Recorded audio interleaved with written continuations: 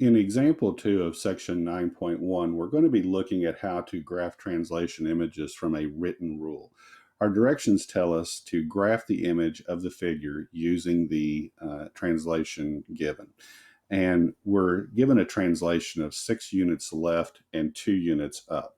So over here on our graph, what you're going to see is a quadrilateral DEFG. Now, what we're wanting to do is we're wanting to take what's this original image, which we call a pre-image, and we're wanting to move it 6 units left and 2 units up. Now, the first way I'm going to show you how to do that is what we call a point-by-point movement or a point-by-point translation.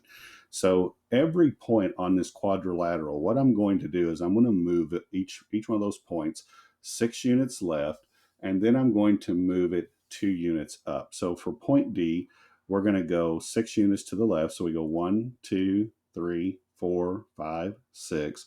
Then I go 2 units up, 1, 2. And I'm going to have a point right here. Now this point, I'm going to label as D prime because it's a new location for point D. Now I'm next going to go look here at point E. I'm going to do the same thing. I'm going to go 6 units left. So I go 1, 2, 3, 4, 5, 6. Then I'm going to go 2 units up, 1, 2. And I have a point right here, and I'm going to label that as E prime. I'm going to do the same thing for point F. We're going to go 6 units to the left. So we go 1, 2, 3, 4, 5, 6. Then we're going to go 2 units up, 1, 2. And so I have a point right here that we're going to label as F prime. My fourth and final point, I'm going to do the same thing, which is point G. We're going to move 6 units to the left. So we go 1, 2, 3, 4, 5, 6.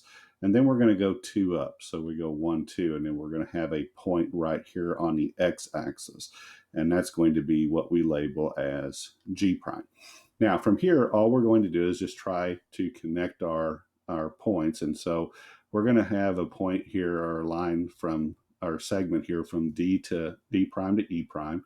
We're going to have another segment that extends from E prime to F prime. We'll have another one that goes from F prime to G prime.